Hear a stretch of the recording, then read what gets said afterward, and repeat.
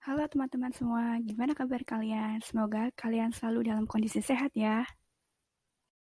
Sebelumnya perkenalan dulu ya. Kami dari kelompok 5, anggota kelompok 5 yaitu Valina Intan Safitri, Siti Nur Aini, Rizky Aninda, Mega Zuliani, dan Fatihatul Fauzan. Di sini kami akan mengajak kalian belajar mengenai pendidikan budaya anti korupsi. Teman-teman, apa yang kalian pikirkan jika mendengar kata korupsi? Menimbun uang untuk kepentingan pribadi, sesuatu yang merugikan orang lain, atau sesuatu yang biasanya dilakukan oleh pejabat. Semua itu nggak salah sih, tapi nggak sepenuhnya benar juga. Lalu, apa itu korupsi? Kenapa korupsi dapat merajalela di Indonesia? Dan bagaimana cara mencegah tindakan korupsi? Ayo ikuti aku terus ya, supaya tahu lebih jelasnya.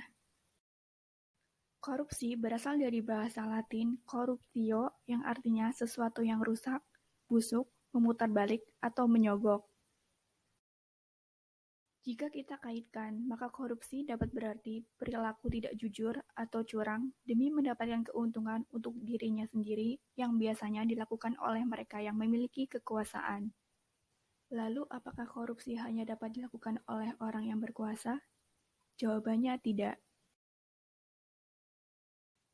Kasus korupsi juga dapat terjadi dalam kehidupan sehari-hari, mulai dari hal kecil yang biasa, seperti tidak jujur saat mengerjakan ujian, mendapatkan kemudahan karena memiliki orang dalam,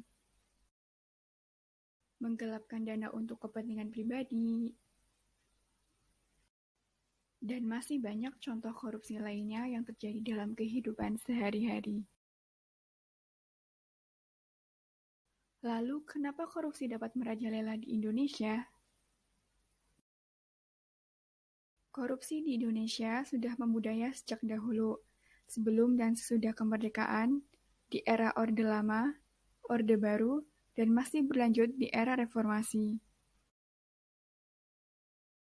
Korupsi dapat terjadi karena beberapa alasan, seperti sifat tamak manusia, moral yang kurang kuat, gaya hidup konsumtif, ekonomi yang lemah, hukum yang tidak tegas, dan penyalahgunaan kekuasaan.